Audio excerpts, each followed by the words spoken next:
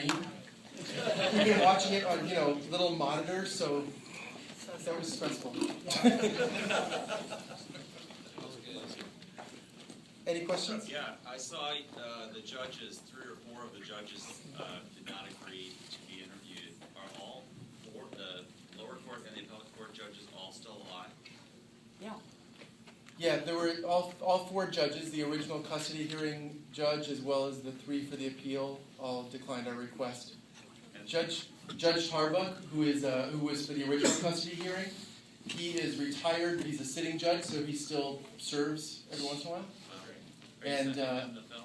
Pardon me? Are you going to send them a copy of the film? I'm sure they'd love to see it.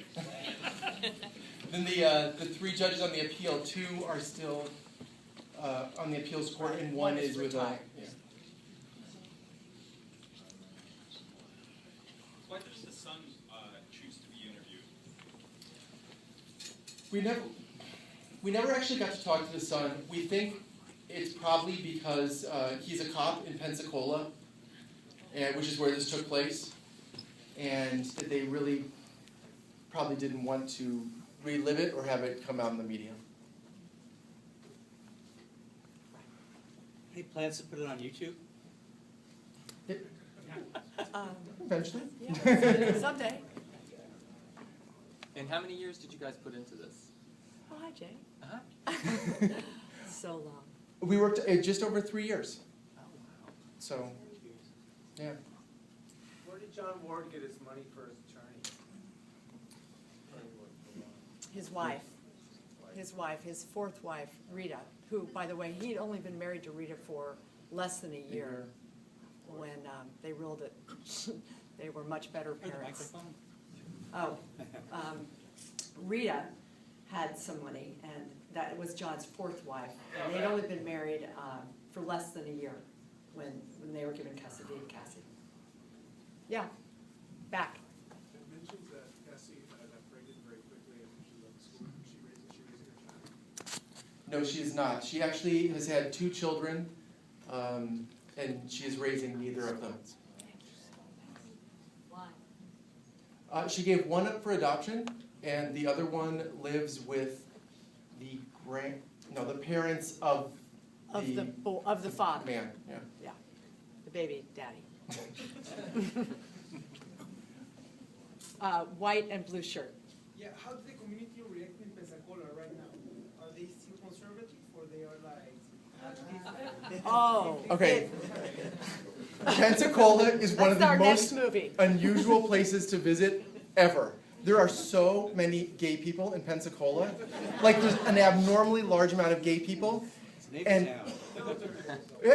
But however, everyone's completely closeted. Nobody wants to talk about it on camera.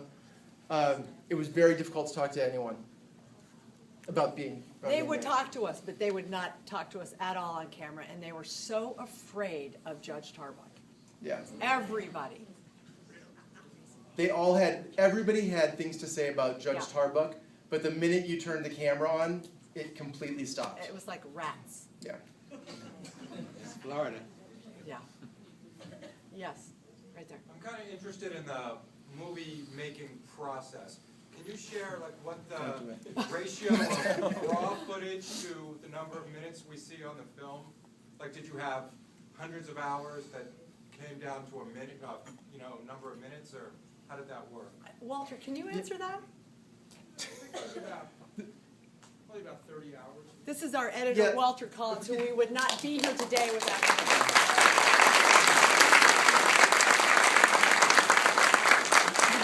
A lot of footage. Yeah.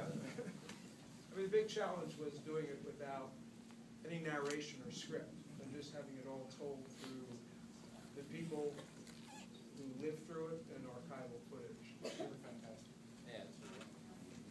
Yeah, Walter was great. He took on this project, and not for the 5 cents we were paying him, but because he was really committed to the story, and that was great. We have a fabulous straight ally in Walter. Yes.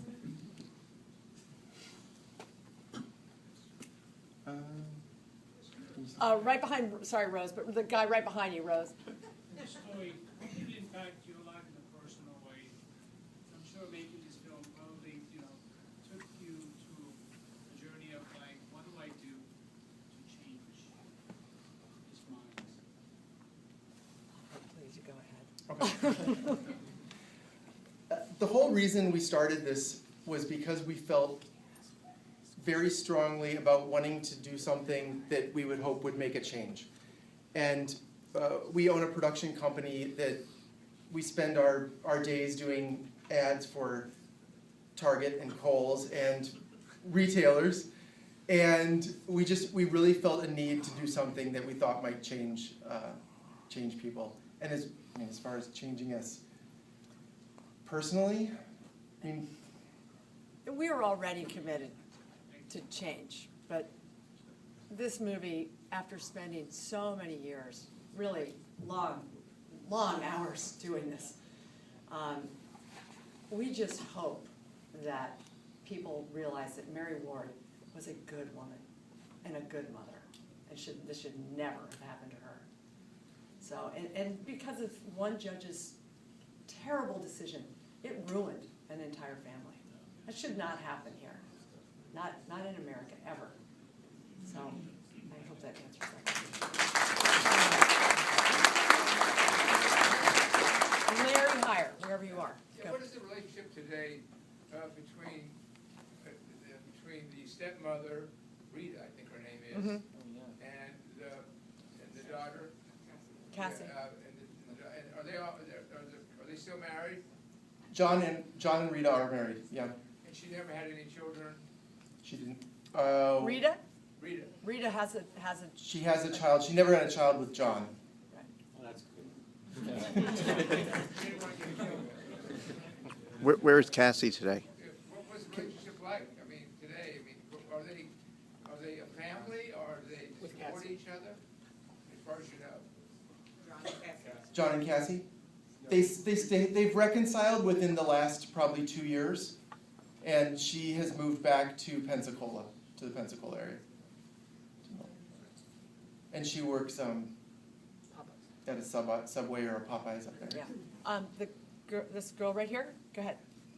I was wondering, it was difficult for me to watch, particularly the interviews with both of the attorneys, because I was imagining myself being on the other side of the screen and wanting to sort of punch them or ask questions that would elicit a little bit more emotion.